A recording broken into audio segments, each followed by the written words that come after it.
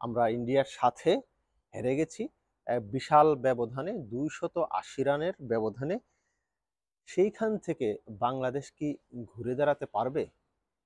বাংলাদেশ কি পারবে ইন্ডিয়ার মাটিতে গিয়ে ইন্ডিয়াতে তাদের সেকেন্ড টেস্টে হারাতে? কথা বলবো সবকিছু নিয়ে। তার আগে বলে নিচ্ছি, আপনি যদি আমার চ্যানেলে নতুন হয়ে থাকেন চ্যানেলটি সাবস্ক্রাইব করবেন। আর যদি আপনি ফেসবুক পেজ থেকে দেখে থাকেন, ফেসবুক পেজটি লাইক এবং ফলো দিয়ে পাশে থাকবেন। সাদাকে সাদা, কালোকে কালো বলিব। সাদাকে কালো, কালোকে সাদা বলিতে পারিব না। Hello viewers, it's me Rony bro, welcome to another new video. আমি এই মুহূর্তে যে জায়গাটায় দাঁড়িয়ে আছি সেটা ইটালির ভেনিস। আমি একটা রেস্টুরেন্টের বাইরে। আপনাদেরকে যদি একটু আমার ভিউটা দেখাই,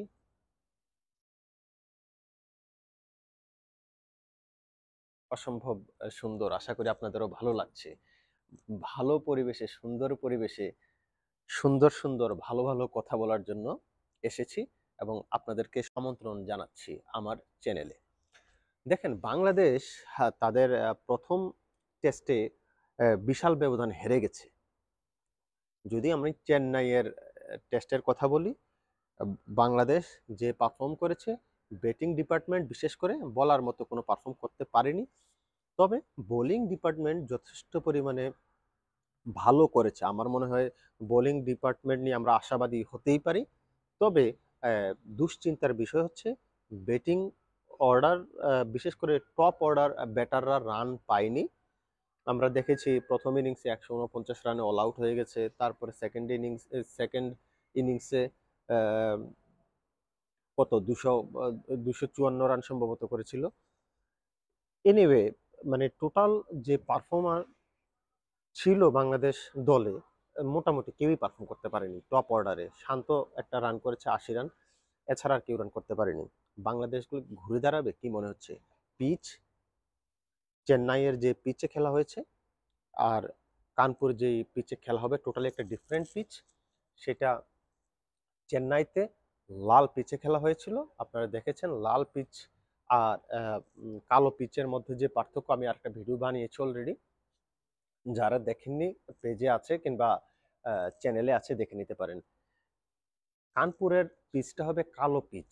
কালো পিচের যে বৈশিষ্ট্যটা সেটা হচ্ছে বলটা পড়ার পরে একটু ধীর গতিতে আসবে, অনেক বেশি ধীর গতিতে না। আমাদের মিরপুরে যে ধরনের পিচ হয় সেই ধরনের না। তবে চেন্নাইতে যেমন বলটা পড়ার পরে ফাস্ট টার্ন করেছে, একটু বেশি বাউন্স করেছে নর্মাল বাউন্সের তুলনায়, কানপুর কিন্তু এমন হবে না। কানপুরে হবে যে বলটা পড়ার পরে হালকা একটু স্লো টার্ন করবে, বাউন্সটা নর্মাল বাউন্স হবে।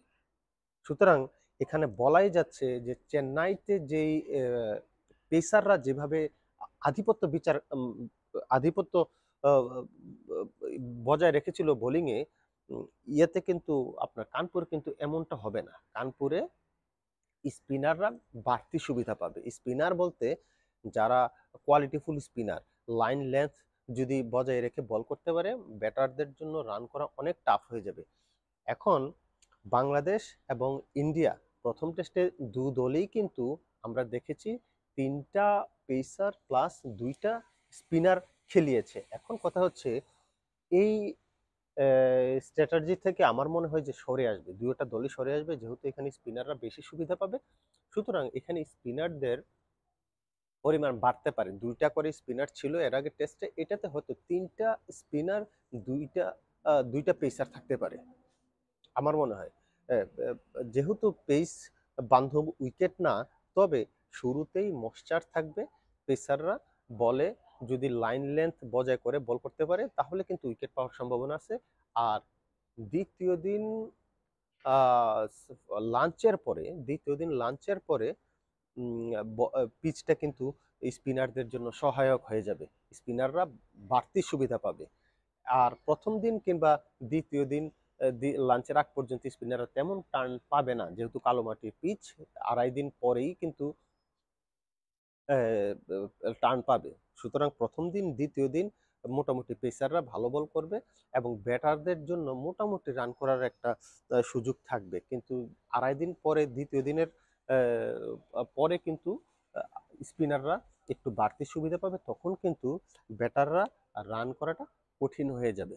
সুতরাং আমি যদি এক কথায় বলতে চাই, বাংলাদেশ হোক ইন্ডিয়া হোক, টসে যে জিতবে সেই আগে ব্যাট করার সিদ্ধান্তটা নিবে, নেওয়াটা বুদ্ধিমানের কাজ হবে। কারণ হচ্ছে প্রথম ইনিংস এবং 3 নম্বর ইনিংসটা যে ব্যাট করবে তুলনামূলকভাবে একটু বাড়তি সহযোগিতা পাবে পিচ থেকে, যে একটু রান করা যাবে। কিন্তু সেকেন্ড ইনিংস অ্যান্ড ফোর্থ ইনিংসে যে ব্যাট করবে তার জন্য অনেক বেশি টাফ হয়ে যাবে, বিশেষ করে ফোর্থ ইনিংসে যে ব্যাট করবে, কারণ ওই সময় পিচটা একেবারে ভেঙে যাবে, স্পিনাররা বাড়তি সুযোগ সুবিধা পাবে।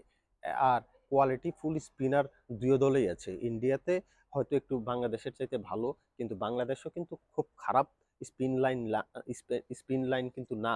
বাংলাদেশের যদি মেহেদী হাসান মিরাজের কথা বলি, সাকিব আল হাসান তার নামের প্রতি সুবিচার করতে পারেনি প্রথম টেস্টে। আই থিঙ্ক সেকেন্ড টেস্টে ভালো করবে। আর তারপর তাইজুল ইসলাম আছে, জেনুইন স্পিনার। আমার মনে হয় সুযোগ হলেও হতে পারে, 3টে স্পিনার যদি খেলে তাইজুল ইসলাম বাংলাদেশের খেলতে পারে। আর ইন্ডিয়ার কথা যদি আমি বলি, রবীন্দ্র জাদেজা খেলেছিল, রবিচন্দ্র আশ্বিন খেলেছিল। আর একটা স্পিনার আই থিঙ্ক হতে পারে, সেটা হচ্ছে আপনার কুলদীপ। কুলদীপ এমন একটা ক্রিকেটার, সে কিন্তু ইন্ডিয়াতে না হয়ে অন্য যে কোনো দেশে যদি হতো, সে কিন্তু একাদশে সুযোগ পাওয়ার জন্য এইভাবে মানে বসে থাকতে হতো না। ইন্ডিয়াতে যেহেতু আপনার আশ্বিন আছে, জাদেজ আছে, তার কারণে 3টে স্পিনার খেলালে শুধুমাত্র আপনার কুলদীপকে খেলানো হয়, অন্যথায় তাকে সাইড বেঞ্চে বসে থাকতে হয়। কিন্তু কুলদীপ যদি অন্য দেশের হতো, তাহলে প্রথম 11-এ এসে থাকতো। তার কোয়ালিটি ফুল স্পিনের, তার যেই আপনার দুই দিক থেকে টার্ন করানোর তার যে দক্ষতা, আপনার একই জায়গায় বল পিচ করে আপনার আউটসুইংয়ে দিতে পারে, ইনসুইংয়ে দিতে পারে, এই ধরনের কোয়ালিটি ফুল স্পিনার কিন্তু ওয়ার্ল্ডেই কম আছে। সারা ওয়ার্ল্ডে কম আছে। যারা খেলা বোঝেন তারা আমার সাথে একমত হবেন। ওয়ার্ল্ডে কুলদীপের মতো মানে তার টার্ন, বাউন্স এবং লাইন যেটা মানে মেনটেন করে, সেই লাইনটা এবং লেন্থটা যে মেনটেন করে, এক কথায় অসাধারণ। এমন একটা লেন্থে বলটা দেয়, এমন একটা লাইনে বলটা দেয়, ব্যাটসম্যানের জন্য ডিফিকাল্ট হয়ে যায় চিন্তা করতে যে আমি কি বলটা ডিফেন্সিভ খেলবো নাকি একটু সামনে এগিয়ে খেলবো। সামনে এগিয়ে খেললে বলটা এমন ভাবে করে আপনার হাতের বরাবর চলে আসে, ব্যাটের হ্যান্ডেলের বরাবর চলে আসে। আর আপনার ডিফেন্সিভ যখন খেলতে যায়, তখন বলটা এতই টার্ন করে ব্যাটসম্যান মানে পরাস্ত হয়ে যায়, এলবিডব্লিউ কিংবা বোল্ডের মতো আউট হয়ে যায়। সুতরাং আমি বলবো কুলদীপের কিন্তু একটা সুযোগ আছে ইন্ডিয়ান টিমে খেলার, এই একাদশে থাকার। এনিওয়ে, 3টা স্পিনার আর যদি 2টা পেসার হয়, তাহলে হয়তো কুলদীপ ঢুকবে দেখে, আর বাংলাদেশের হয়তো তাইজুল ইসলাম ঢুকতে পারে। তবে যেই আগে ব্যাট করে, প্রথম ইনিংসে আগে ব্যাট করুক কিংবা সেকেন্ড ইনিংসে ব্যাট করুক, মানে তাদের প্রথম ইনিংসে রান কিন্তু তখনই করে নিতে হবে। রানটা তখনই করে নিতে হবে। 300 350 রান কিন্তু এই পিচে যথেষ্ট পরিমাণ ভালো রান আমার কাছে মনে হচ্ছে। এই পিচে কিন্তু 400 রান আপনার হবে না, 400 450 500 এই পিচে হবে না। সুতরাং এই পিচে রানই হবে 300 থেকে 350। আর এই রানটা যেই করতে পারবে, বিপক্ষ দলকে কিন্তু প্রেসার ক্রিয়েট করতে পারবে।